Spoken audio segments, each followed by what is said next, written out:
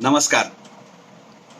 समन्वय प्रतिष्ठानच्या फेसबुक पेजवरनं लोकमान्य टिळकांच्या स्मृतिशताब्दी वर्षाच्या सांगता दिनाच्या दिवशी लोकमान्य टिळक आणि राष्ट्रीय शिक्षण या विषयावरती माझे विचार व्यक्त करण्याची जी संधी समन्वय प्रतिष्ठान प्राध्यापिका अपर्णा कुलकर्णी धर्माधिकारी आणि डॉक्टर प्रशांत धर्माधिकारी यांनी मला दिली, त्याबद्दल मी सुरुवातीलाच त्या दोघांचेही मनापासून आभार मानतो आणि माझ्या आजच्या विवेचनाला सुरुवात करतो. सगळ्यात पहिल्यांदाच मला स्पष्ट करू दे की रूढार्थाने तसा मी शिक्षण क्षेत्राशी जरासुद्धा संबंधित नाहीये आणि माझं स्वतःचं शिक्षण संपल्यानंतर एकंदरीतच त्या गोष्टींशी माझा संबंध संपलेला आहे. माझ्या व्यावसायिक आणि वैयक्तिक आयुष्याच्या दृष्टिकोनातनं अनेक मॅनेजमेंट इन्स्टिट्यूटमध्ये या त्या स्वरूपामध्ये व्हिजिटिंग फॅकल्टी म्हणून जात असलो तरी सुद्धा तो टीचिंग टेक्निक्स किंवा अशा विषयाची सेशन्स मी घेत नाही.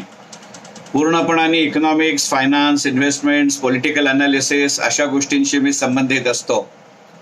त्यामुळे लोकमान्य टिळक आणि राष्ट्रीय शिक्षण हा विषय घेताना मनामध्ये एक प्रकारची धाकधूक आहे. पण तरी सुद्धा आज ज्या लोकमान्य टिळकांच्या स्मृतिशताब्दी वर्षाची सांगता होतीये आणि अगदी याच आठवड्यामध्ये पुढच्या 2 ते 3 वर्षात आपल्या देशामध्ये ज्या पद्धतीचं शिक्षणक्रम किंवा अभ्यास पद्धती आपण रूढ करू इच्छितो त्याच्या संबंधातला प्रस्ताव केंद्र सरकारनं जाहीर केलाय.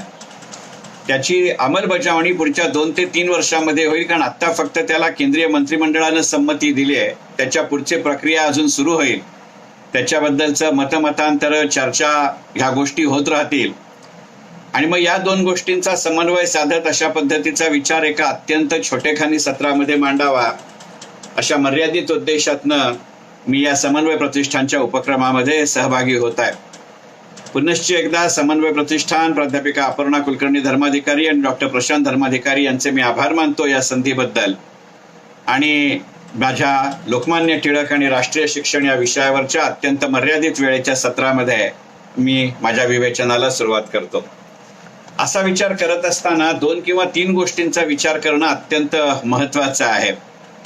कारण तसं एका अर्थाने पाहिलं तर लोकमान्य टिळकांनी एकदा ते डेक्कन एज्युकेशन सोसायटीतनं बाहेर आल्यानंतर तशा अर्थाने त्यांनी स्वतः शिक्षण क्षेत्रात सक्रिय सहभाग घेत काही काम केलंय अशातली जरा सुद्धा भूमिका नाहीये. नंतरच्या काळामध्ये लोकमान्याने जरूर महर्षी कर्वे आणि पंडिता रमाबाई यांच्या शिक्षण उपक्रमांना या ना त्या स्वरूपामध्ये पाठिंबा दिला असेल तरी सुद्धा स्वतः ते मात्र कोणत्याही पद्धतीमध्ये शिक्षण क्षेत्रामध्ये कार्यरत नव्हते.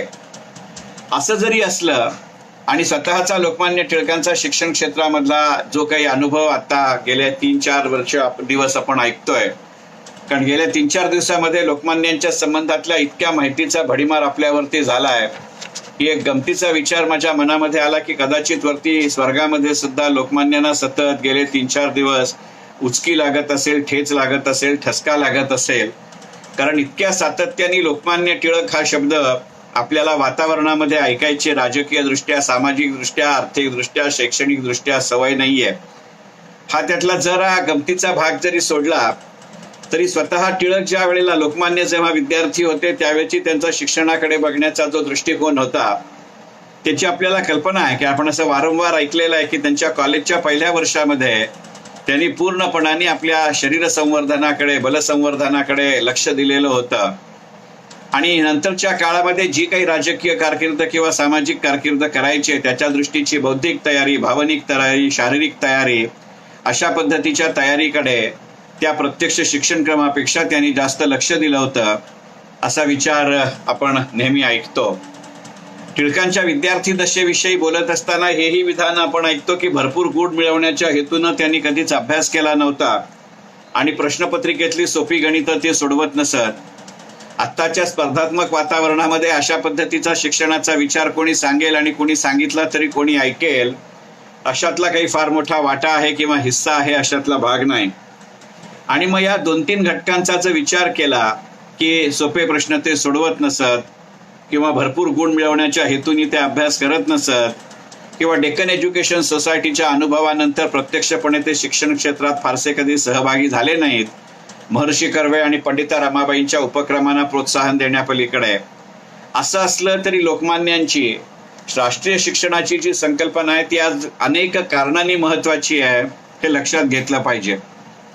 मी ही टिळकांच्या विद्यार्थी दशेतली अवस्था एवढ्यासाठीच आधी स्पष्ट केली की एकंदरीतच आपल्याकडे एखादी व्यक्ती एखाद्या चौकटीमध्ये बसवायची आपल्याला पद्धत किंवा सवय असते आणि हे केवळ लोकमान्यांच्याच बाबतीत होतं अशातला भाग नाही. हे अनेकांच्या बाबतीत आजपर्यंत आपण करत आलोय. कदाचित सवयीने येणाऱ्या काळामध्येही करत राहू. कारण लोकमान्यांचा विचार करायचा झाला तर पटकन जेवढं त्यांचं जहाल मतवादी असणं हे लक्षात येतं. लोकमान्य म्हणल्यानंतर जितक्या लवकर मंडाले आणि त्यांनी तिथे लिहिलेला गीता रहस्य हा विषय लक्षामध्ये येतो. किंवा अगदी त्यांच्या शालेय जीवनाचा विचार केला तर टरफलांची गोष्ट आणि संत हा शब्द त्यांनी 3 पद्धतीने लिहिला याचा विचार येतो. अगदी फार फार तर कामगार पुढारी असाही विषय डोळ्यासमोर येतो. त्या प्रकर्षाने टिळकांचा शिक्षणाबद्दलचा विचार मनामध्ये येत नाही. म्हणजे त्यांचं शिक्षण पूर्ण झाल्यानंतर टिळक आणि आगरकरांनी विष्णुशास्त्री चिपळूणकरांच्या सहकार्याने किंवा मार्गदर्शनाने त्या पद्धतीचं राष्ट्रीय शिक्षण द्यायला प्रत्यक्ष सुरुवात केली. त्याबद्दलच्या सर्व हाल अपेष्टा भोगल्या. हे जरी आपण लक्षात घेतलं तरी नंतर त्या पद्धतीच्या शिक्षणामुळे ते ज्या पद्धतीने शिकवत त्याच्यावरच्या चर्चेची आणि वादंगाची आपल्याला फार मोठी महत्वाची महत्त्व राहत असते. असं जरी असलं तरी लोकमान्यांच्या राष्ट्रीय शिक्षणाचा विचार करण्याचं महत्वाचं कारण असं आहे की स्वराज्य, स्वदेशी, राष्ट्रीय शिक्षण आणि बहिष्कार ही जी 4 सूत्रांची किंवा चतुसूत्रीचा उद्घोष त्यांनी वारंवार केला आणि या ना त्या स्वरूपामध्ये एका वेगळ्या अर्थाने त्यांनी राष्ट्रीय पुनरुत्थानाला आणि स्वातंत्र्य चळवळीला एका वेगळ्या दिशेने नेलं. हा जर विचार केला तर लोकमान्य टिळक आणि राष्ट्रीय शिक्षण या 2 गोष्टींचा विचार करणे आपल्याला अत्यंत क्रमप्राप्त आहे. आणि ते क्रमप्राप्त अशासाठी आहे की लोकमान्य टिळकांचं जे वर्णन डॉक्टर सर्वपल्ली राधाकृष्णनांनी केलं आहे ते मला या दृष्टीने फार महत्वाचं वाटतं. स्वातंत्र्योत्तर काळामध्ये लोकमान्यांविषयी बोलताना डॉक्टर सर्वपल्ली राधाकृष्णन असं म्हणाले होते की Lokmanya Tilak by nature is a scholar, by necessity he was a politician. मी जाणीवपूर्वक इज आणि वॉज या दोन्ही क्रियापदांवरती जोर दिला कारण तुमच्यासारख्या जाणकार श्रोत्यांना हे वेगळं सांगायला नको की इज हा कंटिन्युअस टेन्स आहे, सदैव चालणारी प्रक्रिया आहे आणि वॉज ही भूतकाळा पुरेशी आहे. म्हणजे सर्वपल्ली राधाकृष्णनांसारख्या शिक्षण तज्ज्ञालाही हेच आपल्याला अधोरेखित करायचं आहे की सर्वपल्ली राधाकृष्णनांच्या मते त्यांचं राजकारणी असणं हा तात्कालिक पैलू आहे पण अत्यंत बहुआयामी स्कॉलर किंवा हुशार असणं हे त्यांचं परमनंट किंवा सार्वकालिक रूप आहे. म्हणजे जसं त्यांचे अनेक वर्षांचे सहकारी कृष्णाजी प्रभाकर खाडीलकर 1896ला केसरीला रुजू झाले आणि 1920च्या लोकमान्यांच्या निधनापर्यंत ते त्यांच्या बरोबर होते. तर कृष्णाजी प्रभाकर खाडीलकर लोकमान्यांचं वर्णन करताना सर्वज्ञ आणि सर्वकृत यांचं संमेलन म्हणजे लोकमान्य असं म्हणतात. त्यांच्या पुस्तकामध्ये कृष्णाजी प्रभाकर खाडीलकर लोकमान्यांविषयी बोलताना असं म्हणतात की भगवद्गीतेमध्ये सांगितलेलं कर्म आणि त्याच्या अभ्यासपूर्वक आचरण म्हणजे लोकमान्य टिळक. आणि या दृष्टिकोनातनं लोकमान्य टिळक आणि राष्ट्रीय शिक्षण या विषयाकडे माझा पुढच्या काही मर्यादित वेळेमध्ये बघण्याचा प्रयत्न राहील.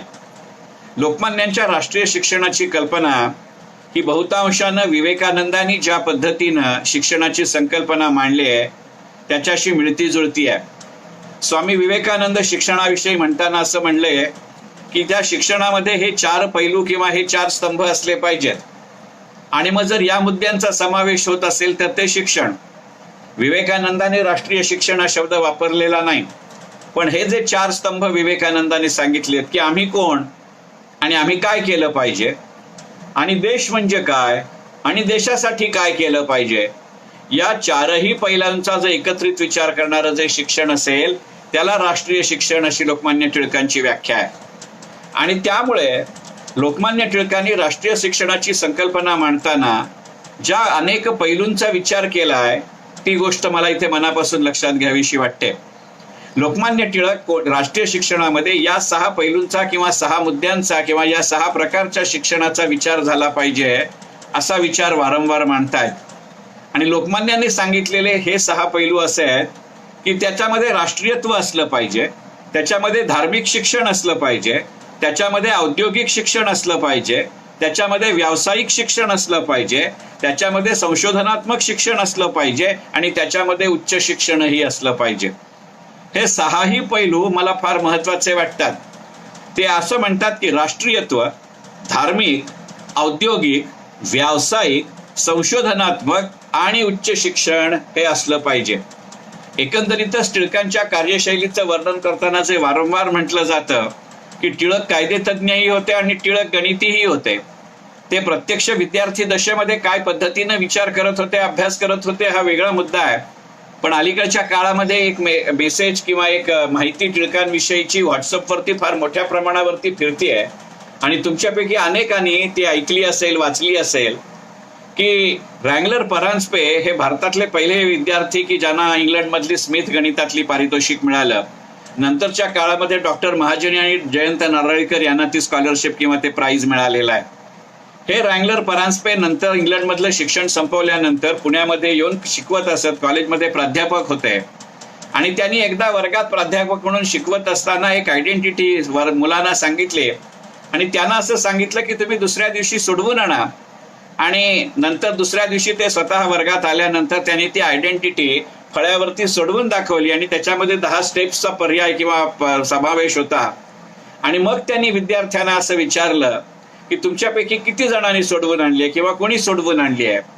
आणि लोकमान्यांचे ज्येष्ठ चिरंजीव विश्वनाथ हे परांजपेंच्या वर्गामध्ये होते. त्यांनी हात वर केला आणि आपली वही दाखवली आणि त्या वहीमध्ये ती जी आयडेंटिटी रँगलर परांजपेंनी फळ्यावरती 10 स्टेप्स मध्ये सोडवली होती ती त्यांच्या वहीमध्ये विश्वनाथांच्या, टिळकांचे ज्येष्ठ चिरंजीव, त्याच्यामध्ये ती 4 स्टेप्स मध्ये सोडवली होती.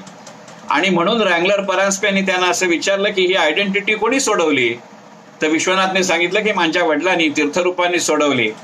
तसा स्मिथ प्राइज विनर रँगलर परांजपेंनी त्या वेळेला वर्गात काढलेले उद्गार आहेत, ही ओनली कॅन डू इट. अशा पद्धतीचा हा गणितज्ञ मनुष्य आहे. आणि त्यामुळे टिळकांच्या कार्यशैलीचं वर्णन करायचं झालं तर गणिताची तर्ककर्कशता आणि कायद्याची शिस्त याचं संमेलन किंवा याचं एकत्रीकरण म्हणजे लोकमान्य टिळक. मग ही जर 2 सूत्र लक्षात घेतली की बहुज्ञ किंवा ही जर 2 सूत्र लक्षात घेतली की गणिताची तर्ककर्कशता आणि कायद्याची शिस्त हे पहिलं सूत्र आणि सर्वज्ञ आणि सर्वकृत हे दुसरं सूत्र, तर टिळक ज्या 6 पैलूंचा विचार करतात हे आपण लक्षात घेतलं पाहिजे. राष्ट्रीयत्व, धार्मिकता, औद्योगिक, व्यावसायिक, संशोधनात्मक आणि उच्च शिक्षण. मग अशा पद्धतीने जो विचार करत असताना जो टिळकांनी राष्ट्रीय शिक्षण मांडण्याची जी भूमिका मांडली आहे त्या पार्श्वभूमीकडे आपण लक्ष दिलं पाहिजे. कारण नेहमीच असं म्हटलं जातं, आपल्याला सगळ्यांना आयनरांचं गाजलेल्या फाउंटनहेड या कादंबरीतलं वाक्य माहिती आहे की man is a product of his premises, किंवा इंग्रज तत्ववेत्ता बकल जसं म्हणतो की तत्कालीन परिस्थितीतनं मनुष्य घडत असतो. त्यामुळे टिळकांनी जेव्हा राष्ट्रीय शिक्षणामध्ये हे 6 पैलू समाविष्ट केलेले असतील की धार्मिकत्व, राष्ट्रीयत्व, धार्मिक, औद्योगिक, व्यावसायिक, संशोधनात्मक आणि उच्च शिक्षण, त्याची पार्श्वभूमी काय असेल हा विचार केला पाहिजे. कारण शिक्षण हे कालसुसंगत असलं पाहिजे ही गोष्ट अत्यंत उघड आहे. तर मग टिळकांनी याचं जे विवेचन केलंय ती पार्श्वभूमी टिळकांच्या राष्ट्रीय शिक्षण या संकल्पनेतली मला फार महत्वाची वाटते. ती ज्या पार्श्वभूमीची 3 कारणं लोकमान्यांनी सांगितली आहेत त्याची चर्चा काही प्रमाणामध्ये या सत्राच्या सुरुवातीला करावी असं मला वाटतं.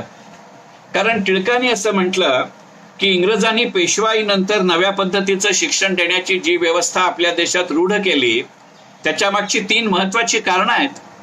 आणि त्यातलं पहिलं कारण हे आहे की सरकारला राज्यकारभार चालवायला नोकर लोकांची कमतरता पडू नये. दुसरं कारण असं आहे की नंतरच्या काळामध्ये अशा पद्धतीने सरकारी नोकरीमध्ये ज्यांचा समावेश झालाय त्यांना ख्रिस्ती करून त्यांचं धर्मांतरण करता यावं. आणि तिसरी गोष्ट अशी आहे की हिंदी लोकांना पाश्चात्य संस्कृतीचं वळण लावून ते जर परावलंबी केले तर इंग्रजांच्या इंग्लिश व्यापारी मालाला कायम स्वरूपाची बाजारपेठ आपल्याला मिळेल. आता कल्पना करा की अशी संकल्पना एकीकडे टिळक जेव्हा मांडतायत, तुमच्या लक्षात आलं असेल की याच्यामध्ये कुठेही राष्ट्रीय, धार्मिक, औद्योगिक, व्यावसायिक, संशोधनात्मक किंवा उच्च शिक्षण म्हणत असताना टिळकांनी लष्करी शिक्षणाचा समावेश केलेला नाहीये. पण टिळकांनी जो लष्करी शिक्षणाचा राष्ट्रीय शिक्षणामध्ये समावेश केलेला नाही त्याचं कारण ते औद्योगिक किंवा व्यावसायिक ह्या क्षेत्रामध्ये त्याचा समावेश करतायत. कारण आपल्याला सगळ्यांना माहिती आहे की आज जी आत्मनिर्भर भारत अभियानामध्ये आपण अलीकडच्या काळामध्ये घोषणा केली की बी लोकल, बी व्होकल, बी ग्लोबल, आणि मग त्याच्या अंतर्गत नंतरच्या 5 दिवसामध्ये ज्या पत्रकार परिषदा झाल्या आणि त्याच्यामध्ये आपण घोषणा केली की डिफेन्स म्हणजे संरक्षणामध्ये 49 पासून 74% आपण FDIचं लिमिट वाढवू. आणि त्याच वेळेला आपण घोषणा केली की असं थेट विदेशी गुंतवणुकीचं संरक्षणामधलं प्रमाण वाढवत असताना जास्तीत जास्त प्रमाणामध्ये शस्त्रास्त्रांची निर्मिती आपल्या देशामध्ये करू. म्हणजे एकीकडे अलीकडच्या काळामध्ये 5 राफेल आली आहेत आणि त्याच वेळेला दुसरीकडे आपण त्या शस्त्रास्त्रांची निर्मिती आपल्याकडे करायची प्रयत्न करतोय. हा मुद्दा म्हणून इथं सांगण्याचा गोष्टीचा विचार अशासाठी आहे की लोकमान्यांनी त्यांच्या आयुष्यभराच्या काळामध्ये ज्या पद्धतीनं भारतीयांनी लष्करामध्ये आणि सिव्हिल सर्व्हिसेसमध्ये म्हणजे प्रशासकीय सेवेमध्ये समाविष्ट व्हावं, त्या नोकरीचा लाभ घ्यावा याचा पाठपुरावा किंवा पुरस्कार केलाय. नंतरच्या काळामध्ये स्वातंत्र्यवीर सावरकरांचीही हीच भूमिका आहे. लोकमान्यांच्या निधनानंतर आपण सरसकट बहिष्काराची भूमिका केली, पण लोकमान्यांनी तसं केलेलं नाही, कारण ते लष्करी शिक्षणाकडे जितकं राष्ट्रीयत्व म्हणजे राष्ट्रीय शिक्षण म्हणून पाहतात तितकंच ते व्यावसायिक शिक्षण म्हणूनही पाहतात. म्हणजे अशा पद्धतीचा विचार त्याच्यामध्ये आहे, म्हणून लष्कराचा वेगळा प्रभाव किंवा समावेश नाही. हा मुद्दा जाणीवपूर्वक घेतला पाहिजे. कारण लोकमान्य टिळक आणि राष्ट्रीय शिक्षणाचा विषय घेताना अनेक जण असा आक्षेप घेतात कारण आपल्याकडे बुद्धिमंतांची आणि विचारवंतांची कमतरता जरा सुद्धा नाही. आणि हल्लीच्या व्हॉट्सअपच्या आणि इतर सोशल मीडियाच्या काळामध्ये ज्या ज्या पद्धतीचे विचार आपण ऐकतोय त्याच्यानंतर तर खरोखरच टिळकांपेक्षाही जास्त आपण सर्व मंडळी सर्वज्ञ असू यावरती माझी श्रद्धा बसली आहे. आणि म्हणूनच या गोष्टीतनं जर आपण टिळकांच्या राष्ट्रीय शिक्षणाच्या संकल्पनेकडे गेलो तर ही राष्ट्रीय शिक्षणाची संकल्पना कोणत्या दृष्टीतनं आली असेल याचाही विचार केला पाहिजे. टिळकांची राष्ट्रीय शिक्षणाची संकल्पना केवळ अकॅडमिक किंवा संकल्पनात्मक अशा स्वरूपाची अशातला भाग नाहीये. स्वतःच्या आचरणातून लोकमान्यांनी त्याला वेळोवेळी उत्तर द्यायचा प्रयत्न केलाय. म्हणजे अशी व्यवहार्यता आणि अशी कालसुसंगता हे टिळकांच्या राष्ट्रीय शिक्षणाचं खरं अंगभूत वैशिष्ट्य आहे, हे आपण लक्षात घेतलं पाहिजे. या संबंधातली रूढवर्णी किंवा वरकरणी वाटताना ती शिक्षणाशी संबंधित अशी गोष्ट दिसत नाही. पण जर तुमच्यामध्ये राष्ट्रीय शिक्षणाचा खरा पाया असेल, तशा दृष्टिकोनातनं तुम्ही संकल्पनात्मक दृष्ट्या त्याच्याकडे पाहत असाल तर ज्या पद्धतीच्या आणि ज्या पार्श्वभूमीची ही जी 2 उदाहरणं आहेत त्याचा मला मनापासून विचार करावासा वाटतो. याचं कारण असं आहे की त्यावेळेला आपल्या शिक्षणाविषयी आपल्या समाजाविषयी वॉरन हेस्टिंग्ज सारखी माणसं अत्यंत मोकळेपणाने आणि मोठेपणाने म्हणत असत की इंग्लंडची कुत्री मांजरं ही भारतापेक्षा जास्त हुशार आहेत आणि इंग्लंडच्या संस्कृत ग्रंथांपेक्षा सुद्धा पब्लिक स्कूलच्या दप्तरामध्ये ज्ञान जास्त आहे. अशा वेळेला टिळकांसारख्या केवळ राष्ट्रप्रेमी असं नव्हे तर अत्यंत बहुआयामी माणसाकडे असलेलं जे शिक्षणाचं आणि आपल्या देशाच्या संस्कृतीचं आणि संस्कारांचं प्रेम आहे हा त्याचा स्रोत आहे. म्हणजे एकंदरीतच राष्ट्रीय शिक्षणाचा मूळ वैचारिक पाया हा आपल्या देशाशी, आपल्या मातीशी, आपल्या राष्ट्रीय निष्ठांशी सुसंगत राहणं हा आहे. आणि मग एकदा हा पाया नक्की झाला की त्याच्यानंतर त्याची कालसुसंगत तंत्रज्ञानाशी सांगड घालणं हा राष्ट्रीय शिक्षणाचा पाया आहे. आणि त्या दृष्टिकोनातनं संशोधन आणि उच्च शिक्षण याचा समावेश किंवा व्यावसायिकतेचा समावेश लोकमान्य राष्ट्रीय शिक्षणामध्ये करतात, हे आपण लक्षात घेतलं पाहिजे. लोकमान्यांनी हे त्यांच्या वैयक्तिक आयुष्यामध्ये किती उदाहरणातनं दाखवून दिलंय हाही विचार करू. म्हणजे मग या माणसाला हे सांगण्याचा नैतिक अधिकार आहे की नाही या प्रश्नाचं उत्तर मिळतं की आपण टिळकांचं नाव स्वदेशीशी जोडतो, पण टिळकांची स्वदेशी ही कालसुसंगत आहे. टिळकांची स्वदेशी ही हेकट स्वरूपाची स्वदेशी नाहीये. जे माझ्या इथे जन्माला येतं, जे माझ्या इथे निर्माण होतं ते आहे तसं, जसं म्हणजे कमर्शियल लॉ मध्ये आपण as is where is basis वरती म्हणतो तशा पद्धतीचं शिक्षण किंवा तशा पद्धतीचं तंत्रज्ञान याचा विचार लोकमान्य स्वदेशीमध्ये मांडत नाहीत. आणि अशा दृष्टीने संशोधन आणि उच्च शिक्षण याचा राष्ट्रीय शिक्षणामध्ये समावेश आहे. मगाशी मी आत्मनिर्भर भारत अभियानाच्या अंतर्गत बी लोकल, बी ग्लोबल, बी व्होकलचा विचार केला आणि त्या संरक्षणाचा उल्लेख केला. तर टिळकांच्या या राष्ट्रीय शिक्षणावरती असलेल्या भराचं ते एक अत्यंत व्यवहार्य रूप आहे. आज आपण हा विचार करतोय, पण 1891 साली नागपूरला जे काँग्रेस अधिवेशन झालं तर त्यावेळेला लोकमान्यांनी असं सांगितलं की संरक्षणामध्ये परकीय गुंतवणूक चालेल, परकीय तंत्रज्ञान चालेल, पण परकीय तंत्रज्ञ मात्र एका विशिष्ट कालमर्यादेमध्ये गेले पाहिजेत आणि त्या कालमर्यादेमध्ये त्यांनी भारतीय आणि त्याचा शब्द हिंदुस्थानी असा आहे, हिंदुस्थानी अधिकाऱ्यांना आणि कर्मचाऱ्यांना त्या तंत्रज्ञानाशी पूर्णपणाने अवगत करून घेतलं पाहिजे आणि याबद्दलच्या अटी आणि शर्ती सुरुवातीलाच निर्माण झाल्या पाहिजेत. कल्पना करा, आज आपल्या देशाला स्वातंत्र्य मिळून 73 वर्ष झाली आहेत, तरी सुद्धा अशा प्रकारच्या अटी आणि शर्ती आजही आपण थेट विदेशी गुंतवणुकीमध्ये जोडत नाही. साधारणपणे ज्याची कारकीर्द स्वातंत्र्य सेनानी म्हणून आहे, स्वातंत्र्य योद्धा म्हणून आहे, कामगार पुढारी म्हणून आहे, त्याचं इकॉनॉमिक्सशी वैर असतं असं आपण गृहीत धरतं. परंतु हे दोन्ही रूप करणारा मनुष्य आजही अनेक व्यावसायिकांना हे समजावून सांगावं लागतं. माझ्या व्यावसायिक आयुष्यातला, वैयक्तिक आयुष्यातला तो अनुभव आहे. कारण तुमच्यापैकी अनेकांना कल्पना आहे की मी अनेक मॅनेजमेंट इन्स्टिट्यूट्समध्ये, अनेक प्रोफेशनल इन्स्टिट्यूट्समध्ये आणि पब्लिक स्पीकिंगमध्ये इकॉनॉमिक्स, फायनान्स आणि इन्व्हेस्टमेंटवरती बोलत असतो. आणि अनेकदा अर्थसंकल्पीय तरतुदींचं विश्लेषण करताना, कारण 1988 सालपासून सातत्याने मी ते करत आलोय, त्यावेळेला हे सांगावं लागतं की FDI किंवा थेट विदेशी गुंतवणूक ही फक्त पैशाची नसते, तर ती त्याच बरोबरीने विदेशी तंत्रज्ञानाची असते, विदेशी टेक्नॉलॉजीची असते, विदेशी तंत्रज्ञाची असते आणि ती सपोर्ट सर्व्हिसेसचीही असते. टिळक 1891 साली सांगतात की परकीय गुंतवणूक चालेल, परकीय तंत्रज्ञान चालेल, परंतु तंत्रज्ञ चालणार नाहीत, कारण ते मला इथे आमच्या लोकांना शिकायला मिळालं पाहिजे. म्हणजे परकीय तंत्रज्ञानाशी फारकत, परकीय विद्वत्तेशी फारकत अशी टिळकांची राष्ट्रीय शिक्षणाची संकल्पना नाही.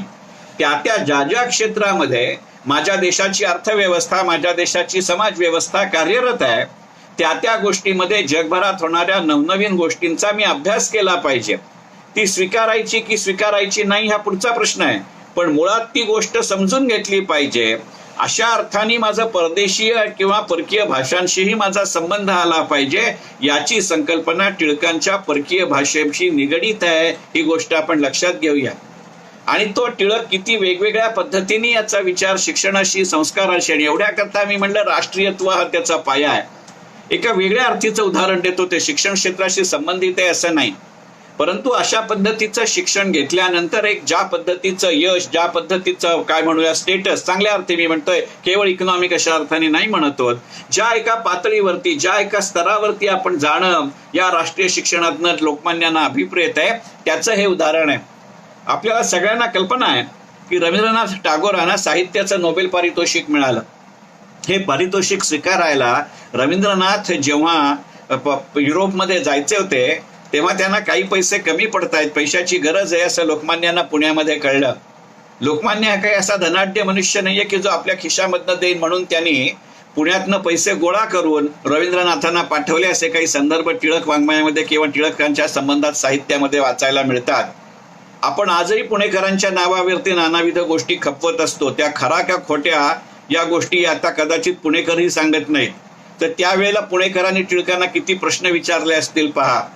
तर टिळकांनी असं सांगितलं की हे मान्य आहे मला की ते रवींद्रनाथ टागोर या व्यक्तीला साहित्याच्या संबंधातला तो पुरस्कार आहे आणि मला साहित्यातलं, कवितेतलं कितपत कळतं हा विषय नाहीये, पण म्हणले त्या गोष्टींनी जर विचार करायचा असता येईल तर एक गोष्ट विचार केली पाहिजे की ते जितकं रवींद्रनाथ टागोर म्हणून पारितोषिक स्वीकारायला जातील, तर त्या रवींद्रनाथ टागोर म्हणून जात असतानाच ते एक भारतीय किंवा हिंदुस्थानी नागरिक म्हणूनही जात असतील.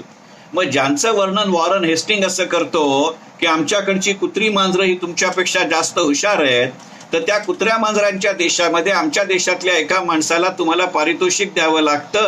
हे माझ्या शिक्षणाचा स्तर आहे, हा माझ्या संवेदनशीलतेचा स्तर आहे. अशा अर्थाने राष्ट्रीयत्व हा त्या राष्ट्रीय शिक्षणाचा पाया आहे. आणि मग नंतरच्या व्याख्यानामध्ये किंवा नंतरच्या लिखाणामध्ये जो लोकमान्यांनी याचा संदर्भ दिलाय तो मनापासून लक्षात घेण्याजोगा आहे. म्हणजे अशा पद्धतीची सहसंवेदनशीलता आणि अशा पद्धतीची जागरूकता ज्या शिक्षणाने निर्माण होते त्याला लोकमान्य टिळक राष्ट्रीय शिक्षण असं म्हणतात. की ते म्हणले एक गोष्ट लक्षात घ्या की हे पारितोषिक स्वीकारायला जेव्हा लोकमान्य रवींद्रनाथ हे तिथं जातील त्यावेळेला ते काही औपचारिक, अनौपचारिक अशा पद्धतीची चर्चा, बोलणी, गप्पा त्यांच्या इतरांशी होतील की नाही. आणि तशा अर्थाने रवींद्रनाथ टागोर हे भारतीय राजकारणाशी किंवा भारतीय स्वातंत्र्य लढ्याशी निगडीत आहेत किंवा संबंधित आहेत अशातला भाग नाही. परंतु तो मनुष्य जेव्हा भारतातली स्थिती आणि एकंदरीतच आपल्या प्रयत्नांची माहिती देईल त्यावेळेला ते त्याचं तटस्थपणे केलेलं मूल्यमापन असेल. लोकमान्यांनी तो शब्द वापरला नाही, पण हल्लीच्या काळामध्ये आपण ज्याला ब्रँड अँबॅसेडर म्हणतो, अशा पद्धतीचा ब्रँड अँबॅसेडरची संकल्पना लोकमान्य रवींद्रनाथांच्या बाबतीत वापरतायत का? मग अशा पद्धतीचा विचार करण्याची प्रेरणा आणि प्रवृत्ती ज्या दृष्टिकोनातनं मिळते त्याला लोकमान्य टिळक राष्ट्रीय शिक्षण असं म्हणतात, हे आपण लक्षात घेऊया. मला हा मुद्दा अशासाठी महत्वाचा वाटतो की आता जी काही थोडीफार माहिती आता अलीकडच्या काळामध्ये जाहीर झालेल्या नवीन शैक्षणिक धोरणाविषयी सांगितली जाते, त्याच्यामध्ये असं म्हटलंय की एका विशिष्ट टप्प्यानंतर तो विद्यार्थी बाहेर येत असताना कोणत्या ना कोणत्या तरी स्वरूपाचं त्याला एक औद्योगिक प्रशिक्षण किंवा व्यावसायिक प्रशिक्षण दिलेलं असलं पाहिजे. लोकमान्यांच्या राष्ट्रीय शिक्षणामध्ये अभिप्रेत असलेली ही संकल्पना आहे. कारण लोकमान्यांनी असं म्हटलंय की स्वतःच्या हिमतीवरती पोट भरण्याचं कार्य किंवा सामर्थ्य जर त्या शिक्षणातनं होत नसेल तर ते राष्ट्रीय शिक्षण नाही. मग आता जो आपण विचार करतोय त्याच्या मागची भूमिका या टिळकांच्या राष्ट्रीय शिक्षणाची आहे का याचा विचार करू. राष्ट्रीय शिक्षणाची संकल्पना त्या काळामध्ये मांडताना लोकमान्य असं म्हणतात की जर्मनी, जपान, अमेरिका या देशांमध्ये अशा पद्धतीचं शिक्षण दिलं जातं. मी ज्या वेळेला शाळेमध्ये होतो, 75 साली मी 10वी SSCच्या पहिल्या बॅचमध्ये SSC झालो आणि 80 साली मी ग्रॅज्युएट झालो, त्या माझ्या शालेय जीवनामध्ये अशा पद्धतीचे व्होकेशनल ट्रेनिंगचे उपक्रम होते. परंतु नंतर काळाच्या ओघामध्ये ते बंद पडले. कारण अशा पद्धतीचा शिक्षणक्रम घेणाऱ्या व्यक्तींना पुढे औद्योगिक क्षेत्र किंवा औद्योगिक जगत ज्या पद्धतीची इंटर्नशिप देऊ इच्छित शकत होतं ते दिलेलं नाही, अशा पद्धतीचा तो विचार आहे. आणि या दृष्टिकोनातनं टिळकांच्या राष्ट्रीय शिक्षणामध्ये केवळ राष्ट्रीयत्व असं नाही तर ते औद्योगिक प्रशिक्षण आणि त्याचं असलेलं व्यावसायिक प्रशिक्षण अशा दोन अर्थांनी ते शब्द वापरतात. कारण एक संकल्पनात्मक शिक्षण आहे आणि एक प्रक्रियात्मक शिक्षण आहे. कारण आज आपण अनेक वेळेला शिक्षणामध्ये असं पाहतोय की मी तिथे वर्गामध्ये ते शिकतो, परंतु जेव्हा मी त्या ज्ञाना घेऊन ती पदवी घेऊन प्रत्यक्ष व्यावसायिक क्षेत्रामध्ये येतो त्यावेळेला त्याचं इम्प्लिकेशन, त्याचं इम्प्लिमेंटेशन हे पूर्णपणाने वेगळं असतं. आणि मग आपण त्याला आजकालच्या काळामध्ये कन्सेप्ट ड्रॉपिंग असं म्हणतो की मला तो शब्दप्रयोग माहिती असतो म्हणून मी तो वापरतो त्या विद्याशाचा पदवीधर म्हणून, पण प्रत्यक्षात ते काम कसं चालतं हे माहिती नाही. एक साधं उदाहरण द्यायचं झालं तर मी कॉमर्समधनं येतो, माझे अकाउंट फायनान्सचे बॅकग्राऊंड आहे, त्यामुळे मी कॉलेजमध्ये जरूर शिकतो trial balance, balance sheet, debit, credit, general ledger, अमुक. पण अलीकडच्या काळामध्ये ते टॅली किंवा इतर अनेक ॲप उपलब्ध आल्यामुळे अशा पद्धतीचं मुळात मॅन्युअली अकाउंट्स लिहिणं आणि नंतर त्याचं प्रोसेसिंग होत जातं की एखाद्या ट्रान्झॅक्शन पासून त्या जर्नलच्या एंट्री पासून लेजर पासून ट्रायल बॅलन्स पासून बॅलन्स शीट आणि प्रॉफिट अँड लॉस हे तुम्ही हातानेच केलं पाहिजे असं मी म्हणत नाही. कारण टिळकांचाही तंत्रज्ञानावरती अत्यंत मोठा भर होता आणि म्हणून ते व्यावसायिक आणि औद्योगिक असं दोन्ही शिक्षणाचं म्हणतायत. टिळक हा असा मनुष्य आहे की ज्याला तंत्रज्ञानाची आणि सायन्सची अत्यंत मोठी केवळ आवड होती अशातला भाग नाही, हुकमत होती असा हा मनुष्य आहे. समग्र टिळक खंड जर वाचले तर तुमच्या लक्षात येईल की मगाशी जसं मी जगदीशचंद्र बोसांचं वर्णन केलं, मगाशी जसं मी रवींद्रनाथ टागोरांचं वर्णन केलं, तोच प्रकार जगदीशचंद्र बोसांचा आहे. जगदीशचंद्र बोसांना जेव्हा आंतरराष्ट्रीय पारितोषिक मिळालं आणि त्याच्यानंतर त्यांचा सत्कार झाला, त्यांची इच्छा होती की महाराष्ट्रातला सत्कार लोकमान्यांच्या हस्ते व्हावा आणि तो झाला. त्या सत्काराला उत्तर देताना आयोजकांच्या विनंतीनुसार जगदीशचंद्र बोसांनी ते काय संशोधन आहे या प्रकारची थोडक्यात माहिती दिली. अध्यक्षीय समारोप करायला लोकमान्य जेव्हा बोलायला उभे राहिले तेव्हा त्यांच्या असं लक्षात आलं की ही संकल्पना महत्वाची आहे परंतु ती लोकांपर्यंत पोचत नाहीये. त्यामुळे नेहमीच्या शिरस्त्याला धरून असलेला जो अध्यक्षीय समारोप आहे तो न करता लोकमान्यांनी एकंदरीतच विज्ञान आणि तंत्रज्ञानाची समाजव्यवस्था आणि अर्थव्यवस्थेमध्ये असलेली गरज आणि त्या दृष्टिकोनातनं जगदीशचंद्र बोसांनी केलेलं संशोधन याचं महत्व आणि उपयोगिता ही समजावून सांगितली. लोकमान्यांची संकल्पना ही आहे की अशा पद्धतीचा जो विषय एरवी आपल्या दैनंदिन जीवनाशी निगडीत नाहीये परंतु तो आपल्या अर्थकारणाशी, आपल्या चरितार्थासाठी, आपल्या देशकारणाशी निगडीत आहे, त्याचं ज्ञान तत्कालीन प्रथेनुसार आपण जे देऊ शकतो त्याला राष्ट्रीय शिक्षण म्हणतात. म्हणजे कन्सेप्ट आणि ऍप्लिकेशन या दोन्ही गोष्टी जिथे असतात ते लोकमान्य टिळकांना राष्ट्रीय शिक्षण असं म्हणायचं आहे.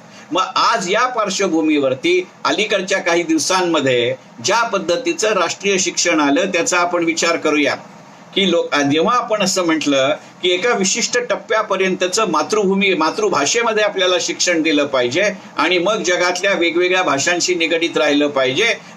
लोकमान्यांच्या राष्ट्रीय शिक्षणामध्ये याही संकल्पना अनुस्यूत आहेत हे लक्षात घेतलं पाहिजे. आणि त्यामुळे राहून राहून मनामध्ये असं येतं की पंतप्रधानांच्या 12 मेच्या भाषणामध्ये जर लोकमान्यांचा नवनशिवार उल्लेख आला असता तर ते जास्त बरं झालं असतं. परंतु तो विषय हा आजच्या भाषणाचा विषय नसल्यामुळे त्या विषयाकडे जात नाही. लोकमान्य लोकमान्यांचं म्हणणं असं आहे की अशा गोष्टी असणं यातनं राष्ट्राचं आणि राष्ट्रप्रेमी नागरिकाचं व्यक्तिमत्व घडत असतं. आणि लोकमान्य टिळकांच्या मते अशा पद्धतीची एक राष्ट्राची म्हणून अस्मिता, अशा पद्धतीने राष्ट्राबद्दलची असलेली जाणीव. आणि म्हणून सुरुवातीला मी विवेकानंदांची कल्पना सांगितली की विवेकानंद असं म्हणतात की शिक्षणाचे 4 पैलू किंवा 4 स्तंभ आहेत. आम्ही कोण, आम्ही काय केलं पाहिजे, आणि दुसरं देश म्हणजे काय आणि आम्ही देशासाठी काय केलं पाहिजे. मग या संकल्पनेतनं जे राष्ट्राला उपयुक्त आहे असा जो विचार मांडला जातो, लोकमान्य असं म्हणतात की अशा पद्धतीच्या शिक्षणातनं जे जन्माला येतं त्याला कॅरेक्टर असं म्हणतात. आणि मग हे जर कॅरेक्टर राष्ट्रातल्या लोकांमध्ये ज्या साधनातनं प्रगल्भतेनं आणि सातत्यानं केलं जातं त्याला राष्ट्रीय शिक्षण म्हणावं अशी लोकमान्य टिळकांची संकल्पना आहे. या दोन्ही गोष्टी मला महत्वाच्या वाटतात, प्रगल्भतेतनं आणि सातत्यातनं.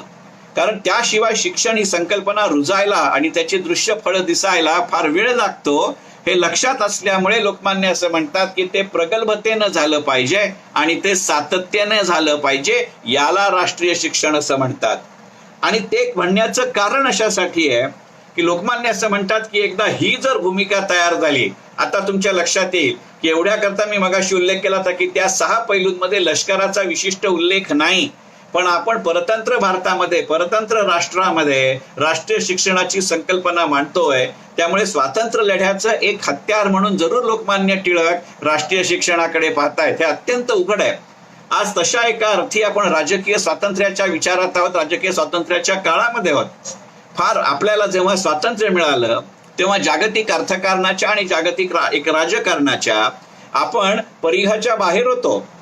नंतर आपण परिघावरती आलो आणि आज मितीला अगदी केंद्रबिंदूवरती आपण गेलेलो नसलो तरी आपण नक्कीच त्र्यज्येवरती आहोत. अशा वेळेला जर आपल्याला पुढच्या गोष्टींचा विचार करायचा असेल तर ही राष्ट्रीय कॅरेक्टर असणं अत्यंत महत्वाचं आहे हे. आणि त्याचा खरा पाया हा जो असतो त्याला राष्ट्रीय चारित्र्य असं म्हणतात. आणि राष्ट्रीय चारित्र्य जे घडवतं त्याला राष्ट्रीय शिक्षण म्हणतात अशी लोकमान्यांची व्याख्या आणि संकल्पना आहे. आणि म्हणून लोकमान्य त्यांच्या एका लेखामध्ये असं म्हणतात की मी राष्ट्राकरता मरायला सुद्धा तयार आहे अशी बुद्धी राष्ट्रातील तरुणांमध्ये जे शिक्षण निर्माण करतं त्याला राष्ट्रीय शिक्षण असं म्हणतात. म्हणजे एका बाजूनी काय काय गोष्टी जन्माला येतात हे पहा की राष्ट्रासाठी मरायला सिद्ध आहे म्हणजे संरक्षण सिद्धता, माझा चरितार्थ होऊ शकतो म्हणजे माझी नागरी सिद्धता, माझं कॅरेक्टर निर्माण होतं म्हणजे माझी राष्ट्रसिद्धता, आणि त्याला असलेले तात्कालिक आणि कालसुसंगत संदर्भ, या 4 चौकटीमध्ये जे शिक्षण दिलं जातं. चौकट म्हणत नाही कारण चौकट या शब्दाला मराठीमध्ये एक नकारात्मक अर्थ आहे, ते लिमिटिंग होतं. आपण त्याला इंग्रजीतला फ्रेम हा शब्द वापरू त्यामुळे तो सुशोभित होतो. चौकटमध्ये बंदिस्तता येते, फ्रेममध्ये एक एनलार्जमेंट येते. म्हणजे एकाच वेळेला एक्स्ट्रापोलेशन आणि इंट्रापोलेशन ज्याच्यामध्ये होतं त्याला राष्ट्रीय शिक्षण म्हणायचं का, असा हल्लीच्या भाषेत हा प्रश्न आपल्याला जरूर विचारता येतो. कारण लोकमान्य असं म्हणतात की नुसती सही करायला येते याचा अर्थ तो मनुष्य शिक्षित झाला असं नाही. हे वाक्य लोकमान्यांचं आहे, माझं नाही. कारण आजही आपण ज्या माणसाला सही करता येते तो साक्षर झाला असं समजलं जातं आणि मग त्यातनं त्या गावाचा, त्या जिल्ह्याचा, त्या राज्याचा लिटरसी रेट आपण मोजतो. लोकमान्य म्हणतात स्वाक्षरी करता येते ह्याचा अर्थ अक्षर ओळख आहे, तो शिक्षित आहे असा त्याचा अर्थ नाही. म्हणजे एकंदरीतच सुशिक्षित कडनं सुसंस्कृतकडे नेतं त्याला राष्ट्रीय शिक्षण म्हणायचं असा शब्दप्रयोग टिळकांनी केला नसला तरी मला स्वतःला लोकमान्यांच्या राष्ट्रीय शिक्षणाचे जाणवलेली संकल्पनेचं जर एका वाक्यात वर्णन करायचं असेल तर ते हे आहे, शिक्षिताकडून ज्याला सुसंस्कृततेकडे नेतं त्याला राष्ट्रीय शिक्षण म्हणायचं का. आणि या प्रश्नाचं उत्तर साहजिकच हो असेल. ही गोष्ट अत्यंत उघड आहे. कारण या सगळ्या गोष्टींचं देश ओळखण्यासाठी अत्यंत महत्वाचं आहे की केवळ मी शिकलो, केवळ मी अत्यंत वेगळ्या पद्धतीने विचार करतोय असं त्याचं गणित नाहीये. शेवटी मला जर त्यातनं वारंवार माझी सत्सद विवेक बुद्धी असं सांगायला लागली की अरे बाबा मी राष्ट्रासाठी काय केलं पाहिजे याचा विचार करायला जे मला प्रवृत्त करतं आणि मी जे केलं नाही तर मला टोचणी लावत राहतं त्याला राष्ट्रीय शिक्षण असं म्हणतात असं लोकमान्यांचं म्हणणं आहे. नंतरच्या काळामध्ये श्रीम माट्याने जसं म्हटलंय की देश म्हणजे देशातली माणसं. मग आता ही देशातली माणसं ज्यातनं घडतात त्या शिक्षणाला राष्ट्रीय शिक्षण म्हणतात असं टिळकांनी तो देश म्हणजे देशातली माणसं असा विचार न करता केलेला आहे. एकंदरीतच टिळकांची जी संकल्पना आहे की देव आणि देश हे वेगवेगळ्या संकल्पना असूच शकत नाहीत. एकंदरीतच शिक्षणाला देव मानण्याचा आपल्यावरचा पिढीजात संस्कार आहे. मग अशा देवापासून देशाकडे जाण्याचा जो प्रवास आहे त्याला राष्ट्रीय शिक्षण म्हणतात अशी लोकमान्य टिळकांची व्याख्या आहे. म्हणजे एकंदरीतच मला नेहमी असं वाटतं की दासबोधामध्ये ज्या अर्थाने उदास आणि निराशा असा शब्द येतो की नाही किंवा एकांत असा शब्द येतो की नाही ते खरं म्हणजे राष्ट्रीय शिक्षणाच्या बाबतीत महत्वाचे आहे. आजकालच्या काळामध्ये आपण उदास हा शब्द निराश अशा अर्थाने वापरतो, पण रामदास काय किंवा तुकाराम काय हे त्या काळात उदास हा शब्द तशा अर्थाने वापरत नाहीयेत. ज्याचं चित्त उच्चासनावरती स्थिर झालंय तो उदास आणि ज्याचा मी पासून आम्हीकडे प्रवास सुरू होतो त्याला एकांत असं म्हणतात. हल्ली एकांत हा शब्द ललित लेखनाच्या प्रांतातला आहे. लोकमान्यांचं वर्णन करताना मला नेहमी असं वाटतं की लोकमान्यांचं म्हणणं असं आहे की जे तुमचं चित्त उच्चासनावरती स्थिर करायला मदत करेल, मग ते आध्यात्मिक दृष्ट्या असेल, ते संरक्षणात्मक असेल, ते आर्थिक असेल, ते व्यावसायिक असेल, you should become an icon of your own life अशा अर्थाचं जी उच्चासनावरती तुम्हाला स्थिर करतं आणि ते स्थिर होण्यासाठी तुम्हाला प्रयत्नशील ठेवतं त्याला राष्ट्रीय शिक्षण असं म्हणतात अशी लोकमान्यांची व्याख्या आहे. आणि मग हे तुम्ही एकदा करायला लागलात की आपोआपच तुमचा एकांत म्हणजे मी पासून आम्हीकडे जायचा प्रवास सुरू होतो. कारण हल्लीच्या काळामध्ये ज्या वेगानं तंत्रज्ञान बदलत आहे, ज्या वेगानं विज्ञान बदलत आहे, ज्या वेगानं संकल्पना बदलत आहेत, तर मी गमतीने असं म्हणतो की मी जिथे आहे तिथे राहण्यासाठीच मला वारंवार धावपळ करावी लागते. म्हणजे हे एकंदरीत ट्रेडमिलवरती चालण्यासारखं आहे. आणि मग हे जर ट्रेडमिलवरती चालण्यापासून प्रत्यक्ष चालण्यावरती यायचं असेल तर ट्रेडमिलनी शरीराला व्यायाम होत असेल, पण अर्थव्यवस्थेला होतो की नाही माहिती नाही. त्या ट्रेडमिल विकणाऱ्याचा दोष सोडला, कंपनी सोडली तर टिळकांचं म्हणणं असं आहे की मी जिथे आहे तिथेच राहण्यासाठीचं मिळतं ते शिक्षण आणि मी जिथे आहे तिथपासून दुसरीकडे जायची सुरुवात होते त्याला राष्ट्रीय शिक्षण असं म्हणायचं. मग ही जर संकल्पना असेल तर या संकल्पना आपण अलीकडच्या काळामध्ये ज्या पद्धतीचा विचार केला आहे शिक्षण धोरणाबद्दल त्याचा विचार करण्याची नितांत आवश्यकता आहे. राष्ट्रीय शिक्षणाचा अजून एक पैलू माझ्या समारोपाच्या मुद्द्यामध्ये घ्यावा अशी माझी मनापासूनची इच्छा आहे. आणि ते म्हणजे हे कसं आहे माहितीये का की लोकमान्यांनी राष्ट्रीय शिक्षणाला विचारलेले हे 4 प्रश्न आहेत. विद्यावाचस्पती शंकर अभ्यंकरांनी जे लोकमान्य टिळकांवरती केलेला पूर्वीचा व्हिडिओ आहे त्याच्यामध्ये लोकमान्यांचे 7 नियम असं त्यांचं एक व्याख्यान आहे. त्या व्याख्यानामध्ये विद्यावाचस्पती शंकर अभ्यंकरांनी असं म्हटलं की टिळकांचं म्हणजे आयुष्य असं आहे की आपण कोण, आपली स्थिती काय आणि पुढच्या पिढीनं काय करावं याची जे ओळख करून देतं त्याला राष्ट्रीय शिक्षण असं म्हणतात. आणि त्यामुळे जेव्हापासून मी लोकमान्य टिळक आणि राष्ट्रीय शिक्षणाचा विचार करतो ना तेव्हा मला आद्य शंकराचार्यांच्या आयुष्यातला एक प्रसंग आठवतो. असं त्यांच्याविषयी आपल्याला हा उदाहरण वारंवार दिलं जातं की ते स्वतःला प्रश्न विचारत ते कोहम को जायते को अस्ति, म्हणजे मी कोण आहे, मला कुठे जायचं आहे आणि माझ्या अस्तित्वाचा उद्देश काय, असे प्रश्न जे तुम्हाला विचारायला उद्युक्त करतं आणि या प्रश्नांची उत्तरं मिळवण्यासाठी तुम्हाला कार्यरत ठेवतं त्याला राष्ट्रीय शिक्षण म्हणायचं असं लोकमान्य टिळकांचे विचार लोकमान्य टिळक आणि राष्ट्रीय शिक्षण या विषयाबद्दलचे आहेत. त्याला असलेलं त्या काळाचं जे बहुआयामीत्व आहे हे आपण आज लक्षात घेतलं पाहिजे. कदाचित त्या काळाचे संदर्भ आणि आजचे संदर्भ हे पूर्णपणाने वेगळे असतील, परंतु ते काल म्हणून सांगितलं की टिळकांच्या राष्ट्रीय शिक्षणाची व्याख्या ही काल सुसंगतेकडे आहे. आता टिळकांनीही त्या काळामध्ये आपल्या ज्ञानार्जनासाठी किती काल सुसंगता पाळली हे आपण लक्षात घेतलं पाहिजे की एकीकडे पूर्णपणाने स्वदेशी आणि राष्ट्रीय शिक्षण आणि वेळप्रसंगी बहिष्कार आणि स्वराज्य या गोष्टीची मागणी लावून धरलेला आणि सर्वार्थाने लावून धरलेलं धडाडीचं व्यक्तिमत्व म्हणजे लोकमान्य टिळक आहेत. टिळकांनी जो चिरोल खटला भरला होता त्या चिरोलचे वकील सर एडवर्ड कार्सन टिळकांविषयी बोलताना असं म्हणले ते की लोकमान्य टिळक ही व्यक्ती अशी आहे की त्यांनी ब्रिटिश राजवटी विरुद्ध असंतोष निर्माण करण्यासाठी कोणतीही गोष्ट अस्पर्श ठेवलेली नाही. सभा समारंभ उत्सव भाषण लेखन व्याख्यान शिक्षण या सगळ्यातनं त्यांनी ब्रिटिशांविरुद्ध द्वेष निर्माण करेल असा प्रकार केला. आणि मग अशा पद्धतीची मानसिकता आणि कार्यशीलता जी तुम्हाला शिकवते बिंबवते त्याला राष्ट्रीय शिक्षण म्हटलं पाहिजे. मी मगाशी म्हटलं तसं की टिळकांनी जेव्हा म्हटलं की मला स्वदेशी हवी आहे त्यावेळेला ती काल सुसंगत होती. याचा अर्थ आयात नको असं त्यांनी म्हटलेलं नाही. आणि तुमच्या लक्षात असेल त्या टिळकांच्या लेखनामध्ये एक फार मोठा संदर्भ असा आहे की ज्या गरजा माझ्या देशातल्या उत्पादनातनं पूर्ण होत नाहीत आणि त्यामुळे मला आयात करणं क्रमप्राप्त असेल तर मी एशियाई देशांकडे जायला तयार आहे. आशियाई देशांमधनं ती गरज माझी पूर्ण होत नसेल तर मी रशिया आणि जपान यांच्याकडे जायला तयार आहे. जर आशियाई देश रशिया आणि जपान यांच्याकडनं जाणार गरज ती पूर्ण होणार नसेल तर मी युरोपामध्ये जाईन नाईलाज म्हणून. कारण टिळकांच्या काळामध्ये अमेरिका हा आत्ताच्या सारखा आयाती निर्यातीचा किंवा जागतिक व्यापाराचा मोठा पार्टनर नव्हता. त्या दिशेनं अमेरिकेचे प्रयत्न आणि प्रवास जरूर सुरू झाले होते पण त्यांना ते स्थान मिळालेलं नाही. 1918 पहिलं युद्ध महायुद्ध संपल्यानंतरच्या दोस्त राष्ट्रांमध्ये कोणतंही युद्ध आपल्या भूमीवर न लढता दोन्ही महायुद्धांचे फायदे घेणारा तो देश आहे. पण टिळकांचं निधन 1920 झालंय आणि त्यामुळे 1918 नंतरची सुरुवात ही अत्यंत सुरुवातीचा बिंदू आहे. पण तो विचार करतानाही त्यांनी का सांगितलं की आता तुमच्या लक्षामध्ये येईल की आशियाई राष्ट्र हे ब्रिटिशांचे वसाहतवाद जरूर होते पण ती माझी भौगोलिक राष्ट्र आहेत ते माझे भौगोलिक शेजारी आहेत. आणि त्या काळात टिळकांनी सांगितलं होतं की पुढच्या 100 ते 125 वर्षाचं जर मला इतिहासाचा वर्तमानाचा आणि भविष्याचा विचार करायचा असेल तर भारताच्या प्रगतीच्या दृष्टीनं हिंदुस्थाननं 3 राष्ट्रांवरती लक्ष ठेवलं पाहिजे. एक चीन दुसरा इराण आणि तिसरा अफगाणिस्तान. टिळकांचा मृत्यू 1920चा आहे. आज आपण 2020 मध्ये आहोत. 100 वर्षानंतरही टिळकांचं वाक्य किती वेगळ्या पद्धतीचं आहे.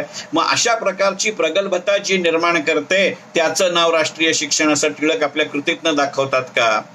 ते का म्हणले की रशिया चालेल जपान चालेल युरोपमध्ये गेलो तर जर्मनी किंवा फ्रान्स चालेल?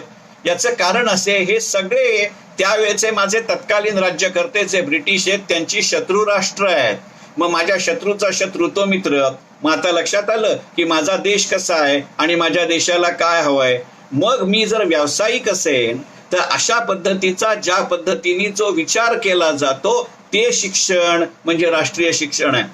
इतकं जरी ते ब्रिटिशांना आणि इतर वेगवेगळ्या गोष्टींना विचार करत असले तरी त्या देशातलं जे तंत्रज्ञान आहे त्याचा विचार जरूर पद्धतीने केला पाहिजे. आणि मग ही जी गोष्ट आहे या गोष्टीचा विचार करताना टिळक जेव्हा मंडालेला गेलाय आपण सगळेजण वाचतो की टिळकांनी मंडालेमध्ये गीता रहस्याचं लेखन केलं आणि ते इतकं तन्मयतेने केलं की जेव्हा त्यांची मंडालेतनं सुटका होत होती तेव्हा टिळकांचं हस्तलिखित परत द्यायला ब्रिटिश सरकारने खळखळ केली. ते म्हणले ठीक आहे ते हस्तलिखितच घेत आहेत ना माझा मेंदू तर घेत नाहीयेत ना मी माझ्या स्मरणशक्तीतनं हे पुन्हा लिहून काढेन. मग हा जो मनोनिग्रह आहे हे जे कॉन्सन्ट्रेशन आहे हे ज्यातनं निर्माण होतं त्याला राष्ट्रीय शिक्षण अशी टिळकांची व्यावहारिक संकल्पना आहे.